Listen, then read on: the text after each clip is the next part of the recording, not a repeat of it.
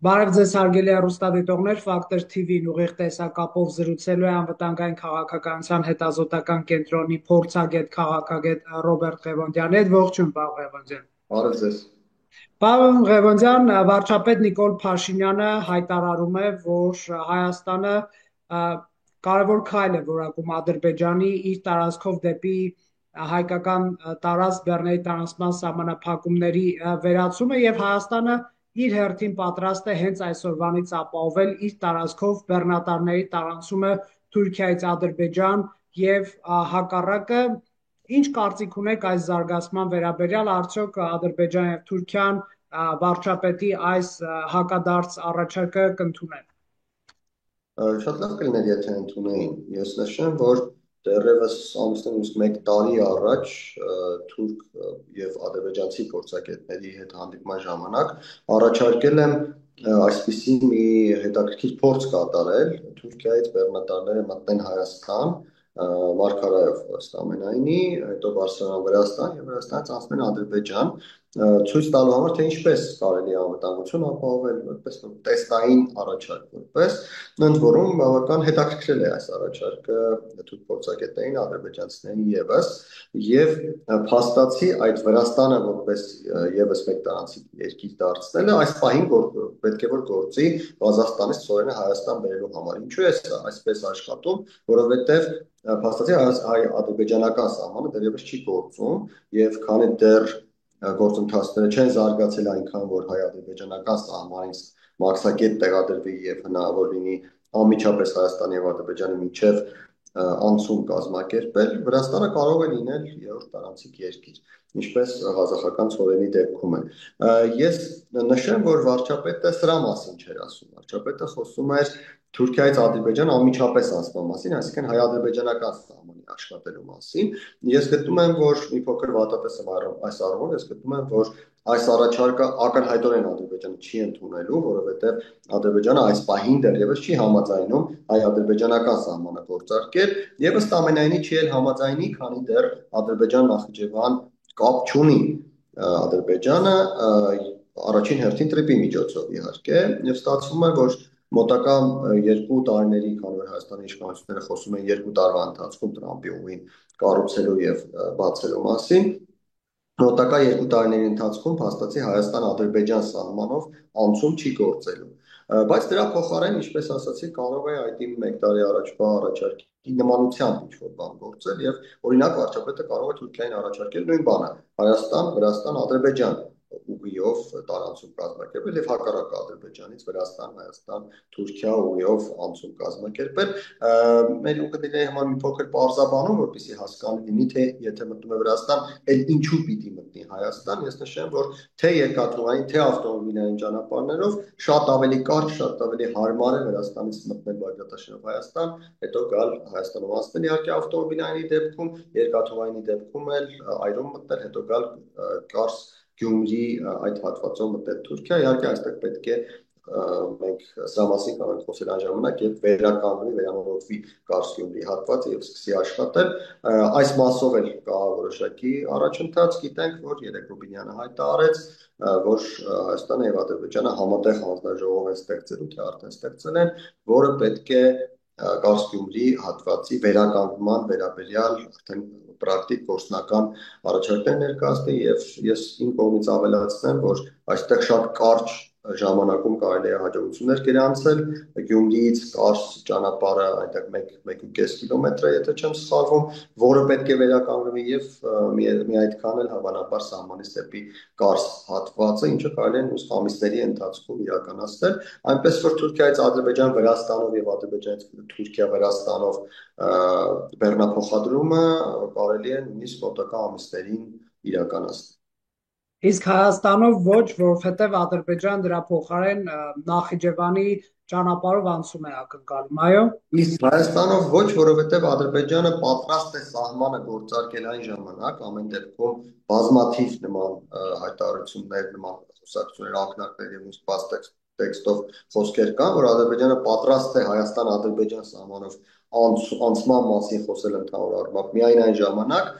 երբ հնարավորություն կունենա Սյունիքով կապվել Նախիջևանի հետ, իսկ այդ հնարավորությունը կարծում եմ առաջին հերթին եւ վերջին զարգացումների տրամաբանության մեջ հենց Տրամպի ուղին։ Շատ լավ,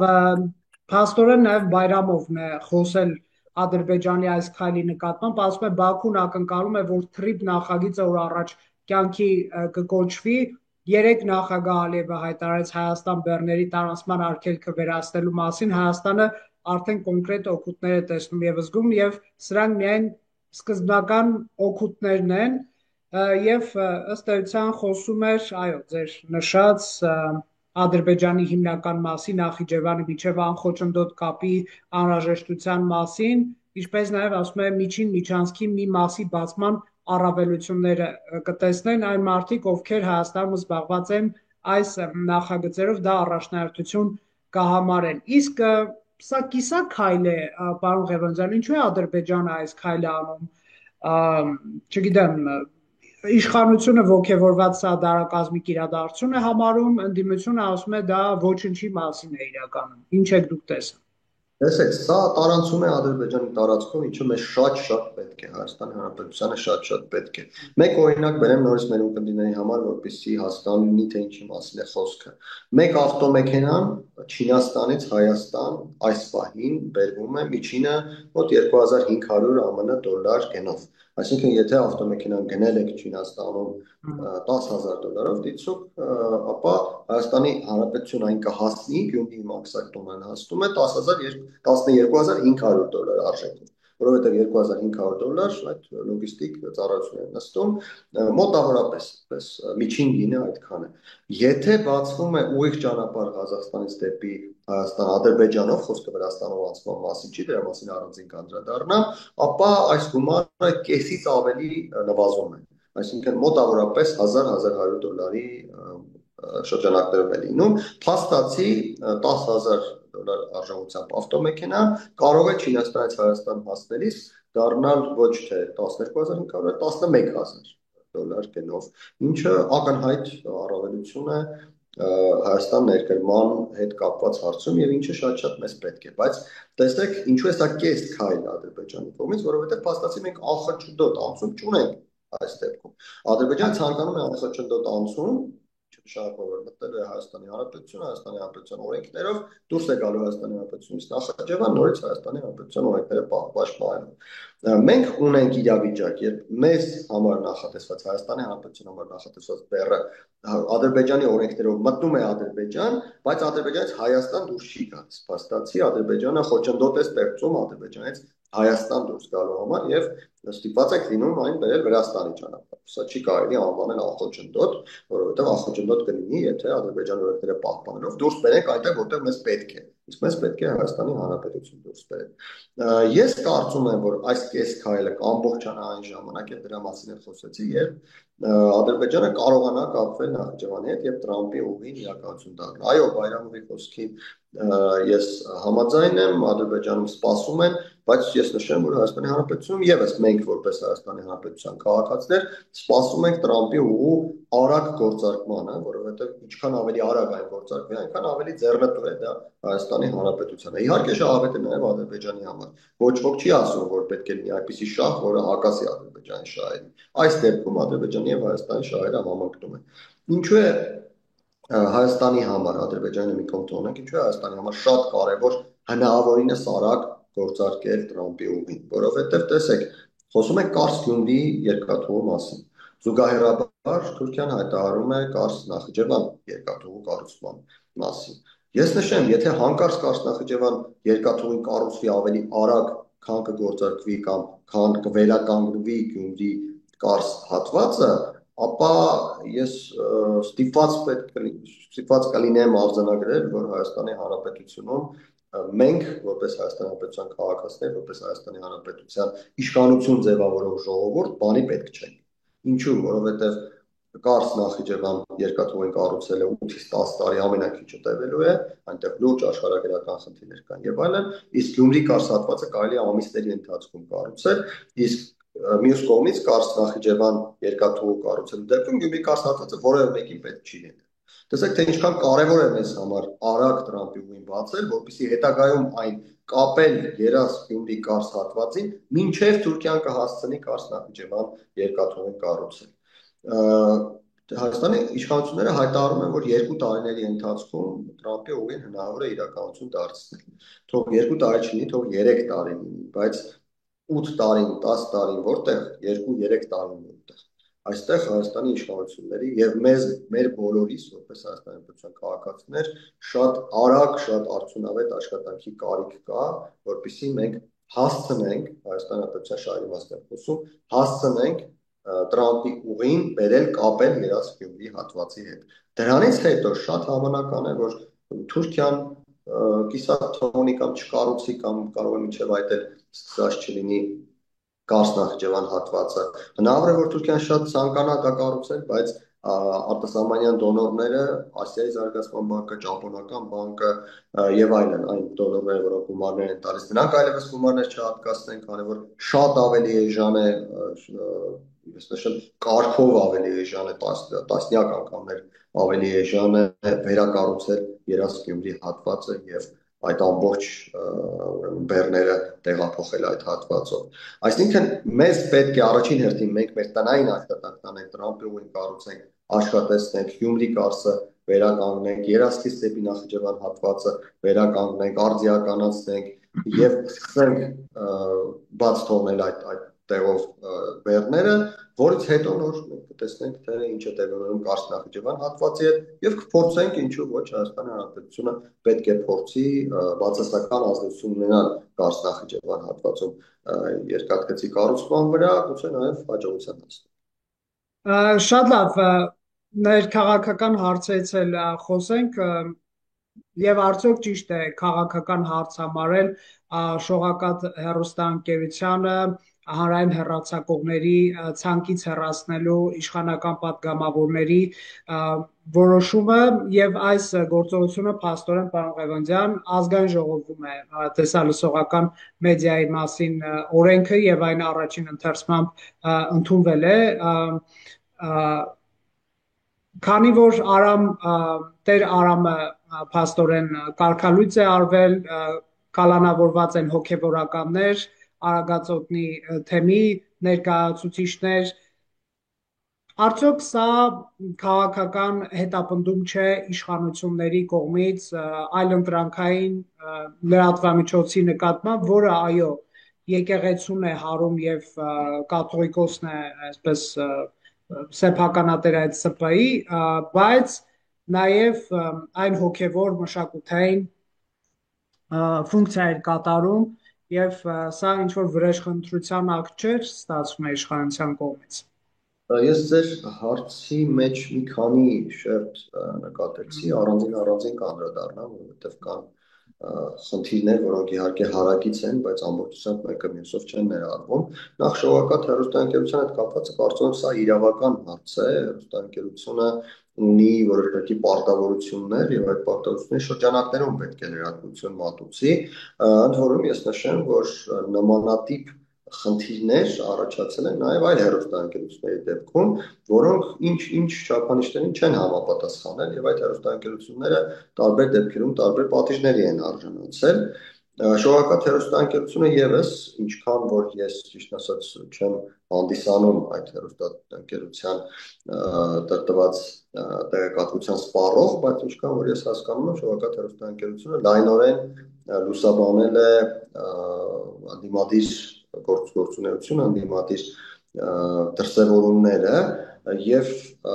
դրան համապատասխան հավանաբար կա պատասխանատու մարմինների եզրակացություն, որ այդ կարգելված է ընդդիմության ցույցերը ենթադրենք լուսաբանել։ Ես հենց դրան եմ գալիս, տեսեք, կա հավանաբար ինչ-որ եզրակացություն, որ ինչ կետերով չի համապատասխանել օրենքով գործող կարգավորումներին, բայց ես ճիշտ ասած չեմ տեսնում տարբերություն, եւ նորից նշեմ, որ այդ հեռուստաալիքի սպառող չեմ, ինչպես նաև օրինակ հայկական երկրորդ հեռուստաալիքի սպառող չեմ, բայց ճիշտ ասած այնքան մեծ տարբերություն չեմ նկատել, այսպես սիրողական տեսակետից, որովհետև ինչպես ասի երկուսն չեմ նայել, բայց սիրողական տեսակետից մեծ տարբերություն չեմ նկատել այդ հեռուստաալիքի եւ հայկական երկրորդ հեռուստաալիքի մատուցած տեղեկատվության մեջ։ Գուցե հենց խնդիրը այդտեղ է, որ մեծ տարբերություն չկա, տեսեք, կարող է հենց դա է պրոբլեմը, որովհետև շողակաթ հեռուստաալիքը այնուամենայնիվ ունի, ինչպես դուք նշեցիք, հոգևոր մշակութային կյանքի վերաբերյալ որոշակի տեղեկատվություն տրամադրելու պարտավորություն եւ գործում է այդ ոլորտում։ Գուցե հենց այստեղ է խնդիրը, որ այն պետք է լիներ այլ տիպի տեղեկատվություն տրամադրող, իսկ օրինակ հայկական երկրորդ հեռուստաալիքը բացարձակապես այլ տիպի։ Եվ Դες հենց այսպես իշխանության հակադարձ վրեժխնդրության քայլն է, այսպես ասենք։ հիմա ես դրան կգամ։ Սա իրավական մասով կարծում եմ պետք է ուշադրություն դարձնենք, ոչ մենք, իրավաբանները, ովքեր աշխատում են, ուշադրություն դարձնեն, ինչքանով է համապատասխանում իրենց գործունեությունը այն չափանիշներին, որոնք պետք է լինեն։ Դառնալով քաղաքական մասին, տեսեք, հայ առաքելական եկեղեցին բազմաթիվ անգամներ, ընդ որում ես եւ դուք էլ խոսել ենք այդ մասին, հայ առաքելական եկեղեցու որոշ ներկայացուցիչներ կաթողիկոսի գլխավորությամբ քաղաքական դաշտում սկսել են գործունեություն իրականացնել։ Դա սկսվել է բավական վաղուց, բայց ակտիվացել է կարծես թե 2024 թվականի գարնանից ժամանակացման գործընթացները, երբ մեկնարկեցին Տավուշում այդ ժամանակվանից։ Սա ենթադրում է, տեսեք, իրավականը մի կողմ եք թողել, իրավականություն չեք խոսում, սա ենթադրում է քաղաքական դաշտում համապատասխան արձագանքների առկայություն։ Ընդհանրապես օրեր առաջ ինձ հարցնում էին այդ մեր ձևով շարժման եւ եկեղեցի գնալու մասին։ Նույն տրամաբանությունն է այստեղ։ Եթե դու քաղաքական դաշտում ես, կլինեն քաղաքական ուժեր, որոնց շահերը կհամընկնեն քո շահերի հետ, եւ նրանք կփորձեն քեզ հետ համագործակցել, կլինեն քաղաքական ուժեր, որոնց շահերը կհակասեն քո շահերին, եւ նրանք կփորձեն քեզ քաղաքական առումով հարվածել։ Հիմա ստացվում է այսպես, մեր ձևով շարժման շահերը համընկել են եկեղեցու որոշ սպասավորների, բարձրաստիճան սպասավորների շահերի հետ եւ մեր ձևով շարժման անդամները փորձում են համագործակցել։ Հայաստանի ներկայ իշխանություն կազմող քաղաքական ուժի շահերը հակասել են այդ եկեղեցու ղեկավարների քաղաքական շահերի հետ եւ բնական է, որ պետք է քաղաքական ուժը քաղաքական թույլատրված միջոցներով հարվածի եկեղեցու սպասավորներին։ Ես ներողություն, ես վերջացնեմ միտքը Հասկացա։ սա չի վերաբերվում քաղաքական տրամաբանությունից դուրս իրավական որոշակի գործողություններ կատարելու։ Տեսեք, մենք ունենք արդեն մեկ դատական ակտ կապված Շիրակի թեմի առաջնորդի հետ եւ այս դեպքում կարող ենք արդեն ամենության կանխավարկածը հաշվի չառնելով ասել, որ Աջապահյանը հստակ գործողություն էր կատարել, որը դուրս էր իրավական թույլատրելի սահմաններից։ Մյուս դեպքերում դեռևս դատական ակտեր չկան եւ նորից առերևույթ որոշ գործողություններ են իրականացվել, որոնք ենթադրաբար մյուս դեպքերում այս դեպքում արդեն կա դատական ակտ, մյուս դեպքերում չկան, նորից դուրս են իրավական որոշակի շրջանակներից։ Եվ սա բերել դարձնել քաղաքական գործընթացի մաս նշանակում է փորձ անել իրավական եւ քաղաքականը խառնել իրար եւ այդտեղ որոշակի շահեր իրացնել։ Կա քաղաքական տրամաբանություն, կա քաղաքական հարված եւ ցանկացած մարդ ուզում է լինի եկեղեցական, ուզում է լինի կաթողիկոս, իսկ կաթողիկոսը մարդ է, ուզում է լինի, չգիտեմ, այլ երկրի քաղաքացի։ Եթե մտնում է որևէ քաղաքական դաշտ, նա պետք է հասկանա, որ քաղաքական հարվածներ ստանալու է քաղաքական գործունեության համար։ Բայց եթե այդ մարդը փորձում է խախտել իրավական սահմաններ, ապա նորմալ է, որ իրավական սահմանների դեպքում իրավական գործընթացներ պետք է լինեն իր նկատմամբ։ Ինչ վերաբերում է Տեր Արամին, ես այս մասին խոսեմ, այս մասն էլ կար ձեր հարցում, ես ճիշտ ասած չմտնելով եկեղեցական կարգավորների, քանի որ դրա մասնակետը չեմ, եկեղեցական կարգավորների տրամաբանություն, ուղղակի այսպես որպես Հայաստանի Հանրապետության քաղաքացի եւ որպես հայ առաքելական եկեղեցու հետևորդ միայն մեկ հարց եմ ցանկանում տալ եւ այդ իմ հարցը ինչքան է որ հռետորական է, լավ կլիներ, որպեսզի առաջին հերթին եկեղեցուց պատասխան հնչեր։ Արդյոք կարելի է, որ եկեղեցու գլխավորը, կաթողիկոսը, որը մեղադրվում է որոշ կանոններ խախտելու մեջ, կարգալույծ անի եկեղեցու սպասավորներից մեկին, որն է այստեղ իրավական առումով, եկեղեցու կանոնների առումով, որն է այստեղ ավելի առաջնային, այն որ կաթողիկոսը ըստ ամենայնի խախտել է որոշ դրույթներ եւ որևէ մեկը չի հերքում դա, որ նա երեխա ունի, չի պահպանել այդ կուսակրոնության ուխտը եւ այլն, եւ այս առումով նրա գործառույթները սահմանափակված են, թե այն որ այնուամենայնիվ այդ սահմանափակվածության շրջանակներում նա իրավունք ունի կարգալույծ անել մեկ այլ եկեղեցու սպասավորի, գտնելով որ այդ եկեղեցու սպասավորը նորից ինչ-որ կանոններ է խախտել։ Տեսեք, զուգահեռներ անցկացնելու դեպքում ես որպես սովորական հետևորդ հայ առաքելական եկեղեցու այդ հարցի պատասխանը չունեմ, կաթողիկոսը հաշվի առնելով այն, որ ըստ ամենայնի ինքն էլ կանոններ է խախտել, արդյոք բարոյապես եւ եկեղեցու կանոններով իրավունք ուներ մեկ այլ սպասավորի կանոններ խախտելու համար կարգալուծան։ Տեսեք, բայց հոգևորականները բարձրացան ասում են այս իշխանությունը Ադրբեջանին անհամարժեք զիջումներ է անում, Տավուշը հանուն փրկության շարժում կար անցյալ տարի, տարածքներ է հանձնել, զիջում է մեր իրավունքները, անընդհատ զիջումներ է իրականացնում չհիմնավորված, հարվածում է ազգային արժեքներին, եկեղեցուն, ազգային խորհրդանիշերին, չգիտեմ, Արարատին եւ այլն, այսինքն անում է այս իշխանությունը ըստ Բարսաշճան բազմաթիվ եկեղեցականների, որ հրապարակային խոսել են, իշխանությունը հակապետական քայլեր է անում եւ նրանք ուղղակի չեն կարող չխոսել եւ նրանք որպես նաեւ Հայաստանի քաղաքացի որպես իրենց տեսակետն են արտահայտում, սա քաղաքական հարված է Նիկոլ Փաշինյանին, թե որպես քաղաքացի ասում են ենթադրենք դու զիջումներ ես անում, մի արա զիջումներ, չգիտեմ, սա շատ պարզունակ ինչ որ մի դրվագ է բերում, հնչեցնել են հարցը, արդյոք ինչն է հարված եկեղեցականներից։ Տեսեք, այն ամենը, ինչ դուք նշեցիք, դրանք բացառապես ունեն քաղաքական տրամաբանություն եւ քաղաքական գործընթացներ են։ Իսկ ինչու են քաղաքական, որովհետեւ դուք ասացիք, գոյություն ուներ շարժում, որի նպատակներից մեկը հռչակվել էր Հայաստանի իշխանությունների փոփոխությունը եւ դրա համար որոշակի գործողություններ էին իրականացվում։ Երթ, հանրահավաք, հարցազրույցներ, կողմնակիցների ներգրավում եւ այլն եւ այլն։ Սրանք բոլորը գործողություններ են, որոնք ունեն քաղաքական տրամաբանություն եւ այդ քաղաքական տրամաբանությունը ենթադրում է քաղաքական արձագանք, ինչը մենք տեսել ենք իշխանությունների կողմից։ Բայց բացի այն ամենը, ինչ դուք ասացիք, կան նաեւ այլ դրսևորումներ, որոնք խախտում են իրավական նորմերը։ Տեսեք, այն, որ Հայաստանի իշխանությունները հայտարարում են, որ Հայաստանի իշխանությունները զիջումներ են անում, սա քաղաքական խոսույթ է։ Այն, որ դրա պատճառով անհրաժեշտ է անել ռազմական հեղաշրջում, սա արդեն իրավական։ Սա դուրս է գալիս քաղաքական խոսույթի տրամաբանությունից։ Մեկ բան է, երբ դու հայտարարում ես, որ եկեք փորձենք ընդդիմադիր ուժերով միավորվել, ստիպել Հայաստանի իշխանությունները գնալ արտահերթ ընտրությունների կամ նման մի բան կամ իմպիչմենտի գործընթաց ձևավորել, մեկ այլ բան է, երբ հայտարարում ես, որ ես ոչ եմ անում ռազմական հեղաշրջում անել պետություն։ Իմպիչմենտի գործընթաց ձևակերպելը օրենքով արգելված չէ, ռազմական հեղաշրջում անելը օրենքով արգելված է, այստեղ շատ պարզ է համեմատությունը։ Եվ հենց սա է այս սահմանը, որը պետք է չանցնի որևէ մարդ, ով ուզում է նա լինի։ Ընդ որում այդ իրավական առումով արգելված կետերից մեկն է մարդկանց ստիպելն է, որպեսզի նրանք գնան հանրահավաքի, ինչի մասին որոշակի ձայնագրություններ կան եւ ըստ տարածված հաղորդագրության Հայաստանի իրավապահ մարմինները ուսումնասիրում են այդ ձայնագրությունները։ Տեսեք, մեկ բան է, երբ դու քաղաքական գործընթացում ես, քաղաքական հարված ես ասում, քաղաքական պատասխան ես ստանալու, մեկ այլ բան է, երբ դու քաղաքական գործընթացում փորձում ես իրավական գծեր խախտել եւ հետո փորձում ես ծածկվել այդ քաղաքական գործընթացի շղարշով, որպեսզի հակառակ կողմը քեզ չկարողանա իրավական պատասխանատվության ենթարկել։ Այդպես չի լինում։ Դա նորմալ ժողովրդավարական իրավական պետության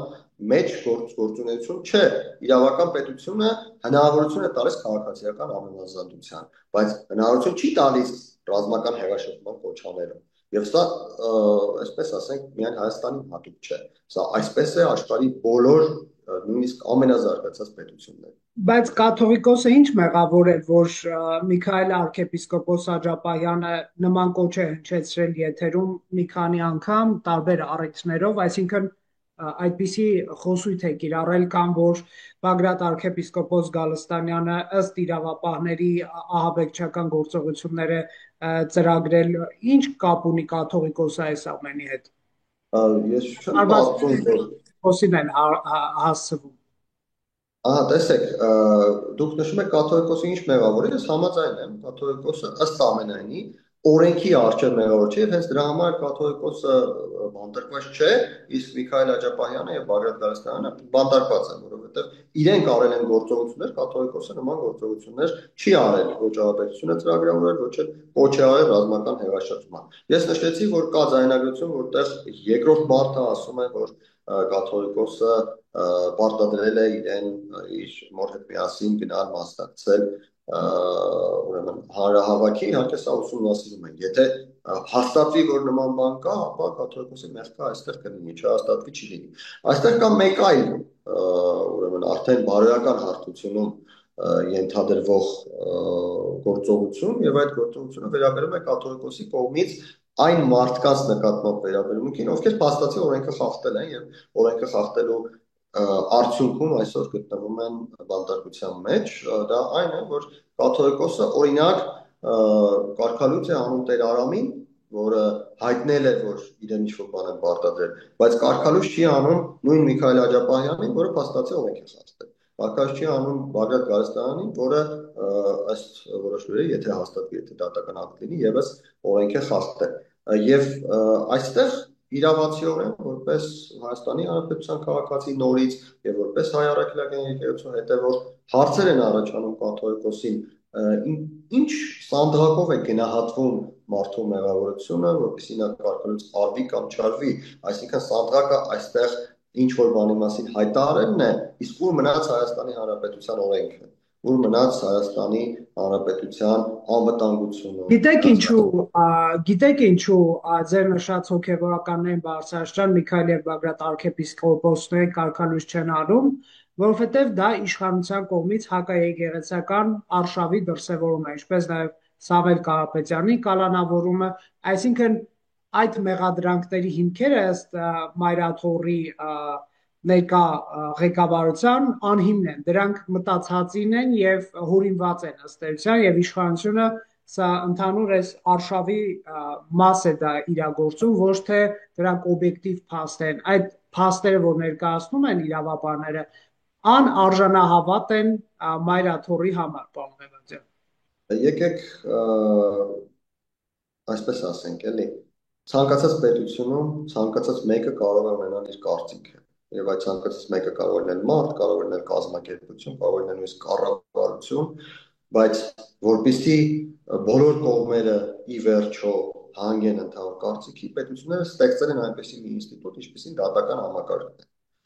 Այսինքն Մայրաթորի համար արժանահավատ է, թե արժանահավատ չէ, ինձ համար, ձեզ համար, Նիկոլ Փաշինյանի համար արժանահավատ է, թե արժանահավատ չէ, դա ոչ մի նշանակություն չունի, եթե գոյություն ունի դատական ակտ։ Եվ եթե դա այդպես չլիներ, մարդիկ ուղղակի կհրաժարվեին կատարել դատական ակտը։ Տեսեք, ես մեկ օրինակ բերեմ, այսօր Հայաստանի Հանրապետությունում դատարանը արգելել է պետությանը կառուցել ճանապարհի մի հատված, այդ հարավ-արևմտյան թաղամասում գտնվող նոր ճանապարհի, հյուսիսարև ճանապարհի մի հատված, եւ Հայաստանի Հանրապետության կառավարությունը փաստացի 1 տարի չի կառուցում այդ հատվածը։ Դե եթե այդպես է, եթե ամեն մեկը կարող էր մեկնաբանել դատարանի որոշումը այնպես ինչպես ցանկանում է, կառավարությունը կարող էր հայտարարել, թե ես դատարանի որոշումը արժանահավատ չեմ համարում եւ գնալ կառուցել այդ հատվածը։ Այդ ուր մնաց մասնավոր իրավունքները, ուր մնաց մարդու իրավունքների պաշտպանությունը։ Ոչինչ նշանակություն չունի։ Արբիտրաժի որոշումը հեծի պարագայում կարծես թե արբիտրաժի որոշումը նախ Հայաստանի Հանրապետության դատարանի որոշումը չի եղել եւ այդ հարցը ինչ պիտի ուղղվի, դա պետք է ուղղվի Հայաստանի իշխանություններին։ Նույն կերպ ես այդ հարցը ուղղվում է Մայրաթորին։ Մայրաթորը չի որոշում արդյոք այդ մեղադրանքների արժանավատ են թե ոչ։ Եթե Բագրատ Գարստանյանի դեպքում մենք կարող ենք նշել, որ դեռևս չկա դատական ակտ եւ Մայրաթորը կարող է կասկածել, ապա Միքայել Աջապահյանի դեպքում դատական ակտը գոյություն ունի։ Եթե գոյություն ունի դատական ակտը, ապա Միքայել Աջապահյանը մեղավոր է։ Հայաստանի Հանրապետության դատարանն է որոշում ով է մեղավոր, ով մեղավոր չէ, իր վերջնական դատական ակտով։ Հիմա եթե Մայրաթորը հայտարարում է, թե դա արժանահավատ չէ, բանը կարող է աստված մի առասցե մարդասպանություն լինել, մարդասպանին տեղում ձերբակալեն եւ հանկարծ Մայրաթորը հայտարարի, թե ես արժանահավատ չեմ համարում այն կադրերը, որ մարդասպանին ձերբակալում են։ Այսինքն իրենք չեն դրա որոշողը։ Իրենք կարող են ընդհանրապես առաջնորդվել Հայաստանի Հանրապետության օրենքներով եւ կարգով։ Իսկ այն ինստիտուտը, որը փորձում է Հայաստանի Հանրապետության օրենքներից դուրս մեկնաբանություններ տալ եւ առաջնորդվել, չասեմ այլ երկրների, բայց ոչ Հայաստանի Հանրապետության իրավական կարգով եւ նորմերով, այդ ինստիտուտը չի գործում հանուն հայոց պետականության եւ նման դրսեւորումներ մենք մեր պատմության ընթացքում ունեցել ենք եւ այդպիսի դրսեւորումները այսպես ասեմ, դեպքերի ճնշող մեծամասնությունում բերել են հայոց պետականության կործանման։ Ես մի փոքր ավելի բացված նշեմ, ինչքան որ Հայաստանը ունեցել է պետականություն, սկսած հին ժամանակների ուրեմն թագավորություններից մինչ օրս, այն դեպքում, երբ հայ եկեղեցի նախկին ժամանակներում հեթանոսական տաճարները, հեթանոսական հոգևոր կլանը ունեցել են խնդիրներ պետության հետ, հայոց պետականությունը անկում է ապրել։ Եվ որպեսզի մենք խուսափենք դրանից, մեզ անհրաժեշտ է երկու տարբերակներից մեկը։ Կամ եկեղեցին պետք է փոխվի, կաթողիկոսը պետք է հրաժարական տա եւ պետք է ունենանք նոր կաթողիկոս, որը կգործի Հայաստանի իշխանությունների կողմից արտաքին եւ ներքին քաղաքականության տրամաբանության մեջ, կամ Հայաստանի իշխանությունները պետք է փոխվեն եւ ունենանք այնպիսի իշխանություններ, որոնք նորից եկեղեցին, որոնց հետ նորից այս եկեղեցին, այս կաթողիկոսով կգործի ընդհանուր պետականության ամրապնդման տրամաբանության մեջ։ Վարդան Ղուկասյանի կալանքն էլ է հայոց պետականությունը փրկելու սերիայից։ Ինչ եք մտածում։ Վարդան Ղուկասյանի կալանքը եկեղեցու հետ որևէ առնչություն չունի, Վարդան Նկատի Ղուկասյանը ունեմ, այսինքն, որովհետև նրա խոսույթը այն մասին էր, որ միութենական պետություն պետք է մտնի Հայաստանը եւ այլն, եւ իշխանությունը կարծես այդպիսի արգումենտ է շրջանառում, որ այս մարդը, եթե նրա, ասպես, քաղաքական հովանավորները հնչեցնում են Քոչարյանի, Սարգսյանի անունը, գան իշխանության, այդպիսի սցենարը բացառված չի եւ կալանքը զուտ կաշառքի գործ է, թե նաև ինչ-որ գեոպոլիտիկ տարր ունի ձեր կարծիքով։ Տեսեք, եթե խոսքը վերաբերում է նրան, որ Քոչյանը կամ Սերժ Սարգսյանը գան իշխանության, ապա Հայաստանի պետականությունը խնդիր է ունենալու եւ աշխարհակաղակական տրամաբանությունն է այստեղ գործում, ապա պետք է կալանավորվեր ոչ թե Վարդան Ղուկասյանը, այլ Ռոբերտ Քոչյանը կամ Սերժ Սարգսյանը։ Վարդան Ղուկասյանը կալանավորվել է, որովհետեւ Վարդան Ղուկասյանը առերևույթ հանցագործություն է կատարել։ Նորից մենք փորձում ենք իրավական գործընթացները ծածկել քաղաքականության շարժով։ Արդյոք եթե Վարդան Ղուկասյանն է քաղաքացիական պայմանագիր կուսակցությունից նոր նույն գործողության համար կկալանավորվեր։ Ես կարծում եմ այո, որովհետև կան օրինակներ, որ նույն քաղաքացիական պայմանագիր կուսակցության եւ իշխող քաղաքական ուժի հետ համագործակցող տարբեր մարդիկ խնդիրներ են ունեցել օրենքի հետ եւ օրենքը խախտել են։ Առավել եւս նման ճճացող օրինակ, երբ կոնկրետ թվեր են հրապարակում, կոնկրետ մարդկանց անուններ են տրվում եւ այլն, իհարկե դատարանը պետք է ի վերջո գնահատական տա, ինչպես ասացի, թե այստեղ որքանով է խախտվել օրենքը կամ խախտվել է թե չի խախտվել, բայց առերևույթ նման ճճացող օրինակը ես կարծում եմ անկախ քաղաքական նախապատվություններից անհրաժեշտաբար պետք է բերեր իրավական հետևանք։ Ինչ վերաբերում է քաղաքական տրամաբանությանը, ապա այստեղ ակնհայտ է, որ Հայաստանի իշխանությունները կան իրավիճակներ, որտեղ այդ իրավիճակները հարմարեցնում են իրենց քաղաքական շահերին եւ ինչպես օգոստոսի 8-ի համաձայնագրերը, որից հետո հայտարարում են, թե խաղաղությունը հաստատվել է, բայց փաստացի բացառիկը չի կարողանում ուղիղ սահմանով մտնել Հայաստան եւ ես սա չեմ անվանի բացարձակ խաղաղություն, քանի դեռ ուղիղ սահմանով մենք չենք կարողանում դա ստանալ։ Ինչպես որ մայիսին նախատեսված Եվրոպայի համայնքի գաղափարաժողովը, որից հետո անմիջապես տևել են ընտրություններ, ինչպես որ շատ հնարավոր է Հայաստանի իշխանությունները այդ ներկայացնեն Եվրամիությանը Հայաստանի անդամակցության համար եւ այլն, ինչպես որ ես հույս ունեմ գոնե այս դեպքում արդեն դրական ակնկալիքով, որովհետեւ այս դեպքում քաղաքացիական պայմանագիր կուսակցության Հայաստանի Հանրապետության շահերը համընկնում են, հնարավոր է որ մինչեւ ընտրություններ Հայաստանը ի վերջո նամակ ուղարկի ՀԱՊԿ դուրս գալու գործընթաց սկսելու հետ կապված։ Այսինքն կան իրավիճակներ, երբ կարելի է համատեղել քաղաքական իրավիճակը սեփական կուսակցության եւ սեփական շահերին, ինչը Հայաստանի իշխանությունները անում են եւ այստեղ չի կարելի մեղադրել որևէ մեկին, որովհետեւ բոլորս մեր շրջանակներում մեր հնարավորությունների չափով փորձում ենք իրավիճակները համապատասխանեցնել մեր շահերին։ Շնորհակալ եմ այս զրույցի համար, պարոն Ղևոնդյան։ Հարգելի հեռուստադիտողներ, Ֆակտոր TV-ն ուղիղ տեսակապով զրուցում էր Ռոբերտ Ղևոնդյանի հետ։